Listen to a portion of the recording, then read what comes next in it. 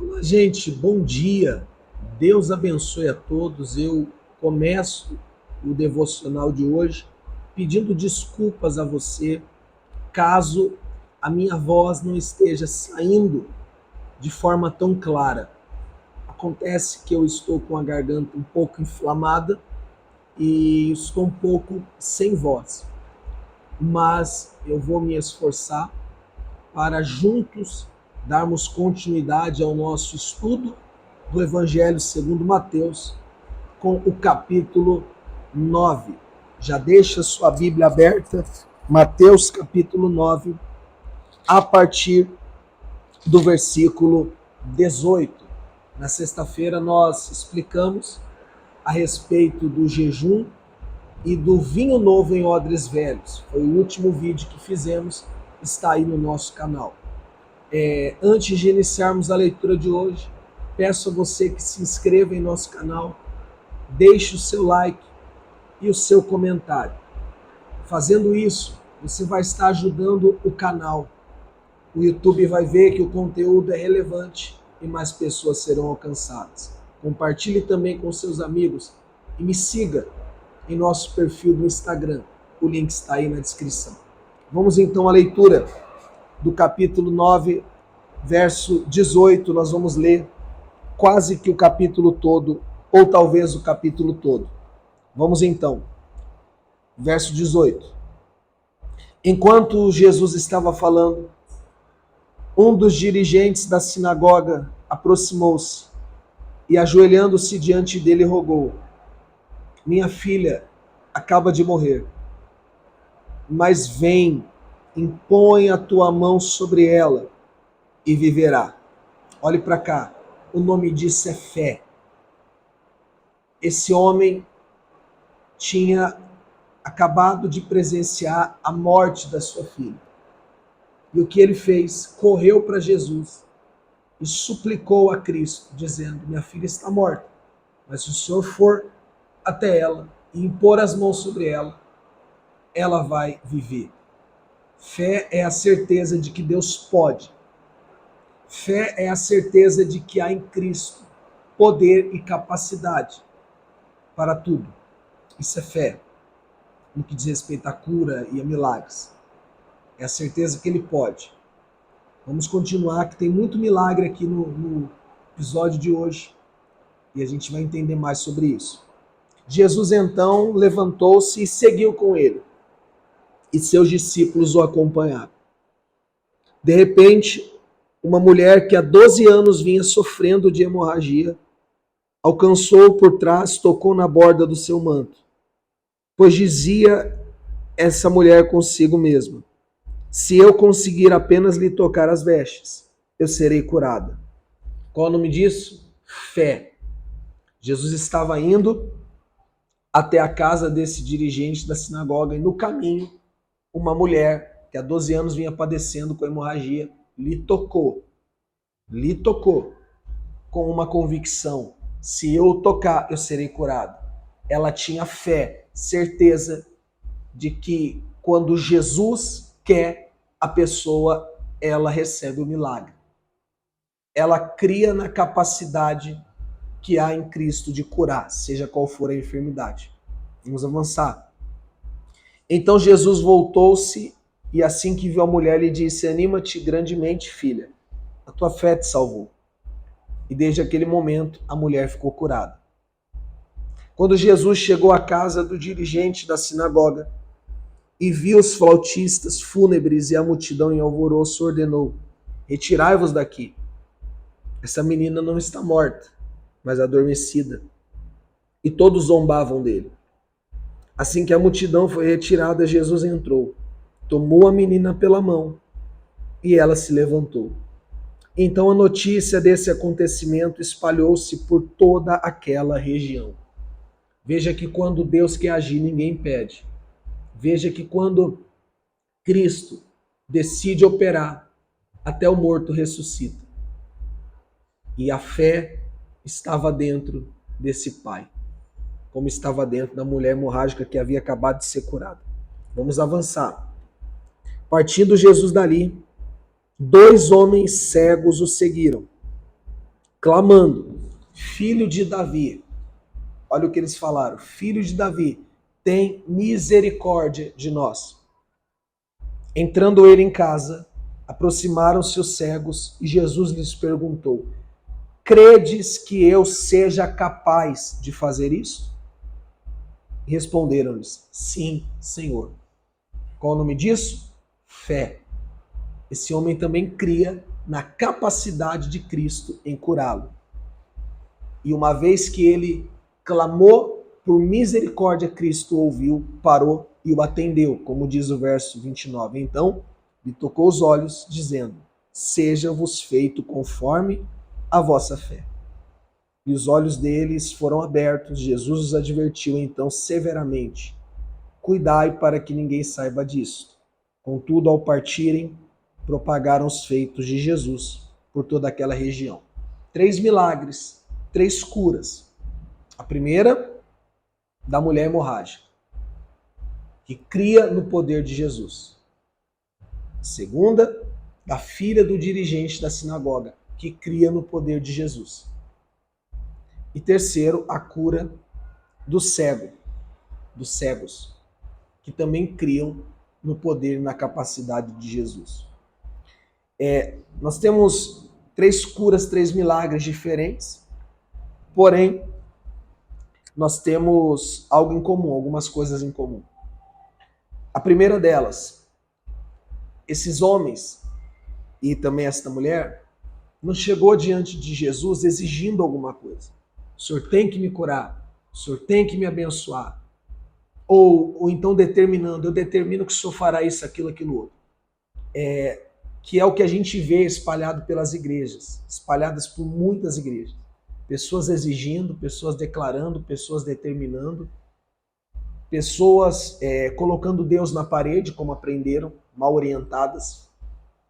E a gente não vê nada disso. O que a gente vê são pessoas que chegaram com humildade diante de Jesus e que criam, que acreditavam, que tinham fé na capacidade de Cristo. Eu até anotei aqui na minha Bíblia uma frase a respeito desses 3. Fé é a certeza de que Deus pode fazer.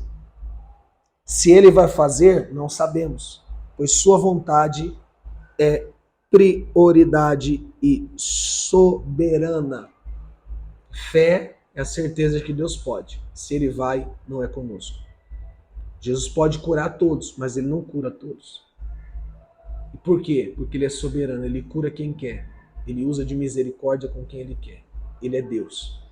Então não pense que Ele tem a obrigação de lhe curar. Você está enfermo, você está passando uma dificuldade, você está aflito, você está necessitado de um milagre, creia que Ele pode. E ore para que, se for da vontade dEle, Ele faça. E o nome dEle será glorificado. No caso de Paulo, não foi da vontade do Senhor tirar o espinho da carne. E Paulo recebeu graça para, apesar do espinho da carne, continuar firme. Então, tenhamos essa maturidade perante Deus. Agora vejamos o verso 32. Vamos continuar. Muita gente sendo curada, sendo ajudada por Jesus. Após terem se retirado, algumas pessoas trouxeram a Jesus um homem, mudo e possuído por um demônio. E assim que o demônio foi expulso, o mudo passou a falar. E as multidões admiradas exclamavam: jamais se viu algo assim em Israel. Por outro lado, os fariseus maldiziam: ele expulsa os demônios pelo príncipe dos demônios. Aqui nós vemos a presença de um espírito imundo, de um demônio, possuindo um rapaz e levando ele a este problema de mudez. Ele era mudo. Ele era mudo não por natureza, mas por obra de um espírito imundo. E aqui a gente vê que sim, existe possessão demoníaca. Sim, existem problemas que são espirituais. Existe libertação.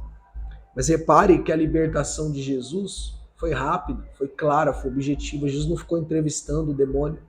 Jesus não levou aquele homem a fazer uma corrente de libertação. Jesus simplesmente expulsou o demônio. Então o que temos na Bíblia é pessoas endemoniadas sendo libertas por Jesus. Não há corrente, não há sincretismo. Jesus não deu uma rosa para que ele fosse liberto. Jesus não botou sal na boca do mudo. Jesus simplesmente expulsou o demônio e curou aquele homem da sua enfermidade, do seu mal espiritual. Vamos avançar. E Jesus ia passando por todas as cidades e povoados, ensinando nas sinagogas, pregando as boas novas do reino e curando todas as enfermidades e doenças. Aqui, repete algo que já vimos lá no capítulo 4 ou 5 de Mateus. Nós lemos, acho que foi o 5. 5 ou 4. Deixa eu conferir aqui.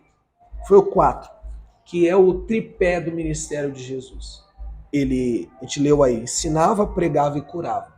Foi isso que Jesus fez enquanto esteve neste mundo os 3 anos do seu ministério. Não vou entrar em detalhes porque já falamos disso um pouco antes. E a conclusão desse capítulo, capítulo 9, é espetacular. Ele diz assim: ao ver as multidões, Jesus sentiu grande compaixão pelas pessoas, pois que estavam aflitas e desamparadas, como ovelhas que não têm pastor. Então, a gente leu aqui, pessoal, uma série de pessoas sofridas que Jesus ajudou. A mulher hemorrágica, a filha do dirigente da sinagoga, os cegos, o endemoniado e muitas outras pessoas, conforme o verso 35, que ele curou e libertou. E ele fez isso movido pela compaixão.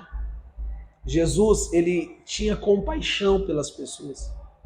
Ele via as pessoas aflitas e sofridas e ele ia ao encontro delas para ajudá-las.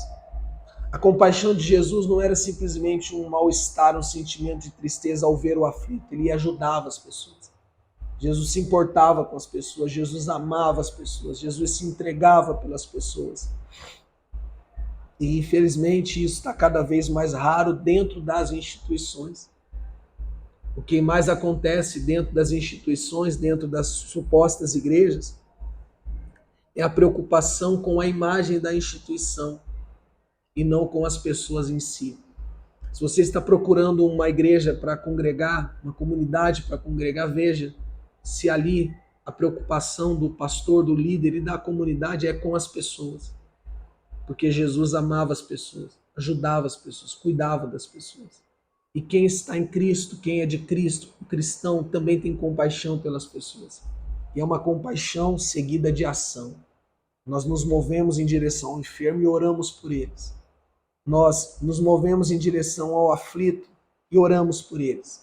Nós nos movemos em direção ao prostrado, ao caído, ao desanimado e damos a eles uma palavra que os levanta. Nós, movido por compaixão, como Cristo, nós vamos até o que necessita de um alimento e damos o alimento a ele. O que necessita de um cobertor e damos o cobertor a ele. O que necessita de um auxílio e damos o auxílio a ele. Isso é ser cristão, amar as pessoas. E o final do capítulo, verso 37 e 38, diz assim: então falou Jesus aos seus discípulos: de fato a colheita é abundante, mas os trabalhadores são poucos. Quer dizer, é muita gente para ajudar, é muita gente sofrida, é muita gente aflita. E poucos são os trabalhadores, ou seja, os que trabalham por essas pessoas, os que se importam com as pessoas. As igrejas estão cheias de obreiros, pastores, presbíteros, diáconos, bispos, diversas nomenclaturas eclesiásticas, diversos títulos, diversas ocupações, mas poucos trabalhadores, porque o trabalhador se preocupa com as pessoas e trabalha para o reino, para o reino. Por isso que ele diz: orai ao Senhor da seara e pedi que ele mande mais trabalhadores para a sua colheita. Então nós, como cristãos, devemos ser esses trabalhadores que trabalham pelo reino e não pela nossa instituição. Por exemplo, você que está numa instituição e evangeliza, quando você for às ruas falar de Jesus, fale de Jesus. E por último, faça o convite para a igreja local. E se a pessoa já vai numa igreja, você não precisa falar para ela ir na sua, ela já vai na dela. a não ser que ela não esteja bem, a não ser que ela não esteja indo, a não ser que ela esteja procurando um novo lugar. Aí você se coloca à disposição e trabalhe para o reino. Nosso dever é trabalhar para o reino e não para uma instituição em si. Tá bem? Então aqui nós concluímos o capítulo 9. Com muita dificuldade, espero que eu tenha conseguido me expressar, explicar. Peço perdão a você se em algum momento eu deixei a desejar, mas fizemos com sinceridade e creio que Deus vai te ajudar a compreender. E amanhã vamos dar início ao capítulo 10 de Mateus, que é uma orientação a todos os apóstolos, a todos que fazem a obra do Senhor. Vamos orar? Pai, obrigado por ter nos dado graça e misericórdia para conseguirmos concluir esse devocional, este episódio. Que o Senhor ajude, Pai, todos a entender, que o Senhor nos dê essa fé genuína, onde cremos que o Senhor pode e confiamos que se o Senhor quiser, o Senhor fará. Que sejamos trabalhadores da seara e não de uma instituição, que venhamos trabalhar para o reino e não para a placa da nossa igreja. Vem, Senhor, ajuda-nos, ensina-nos, perdoa-nos e abençoe esta segunda-feira de forma rica, poderosa e abundante. Amém. E graças a Deus. Deus os abençoe, gente, e até amanhã.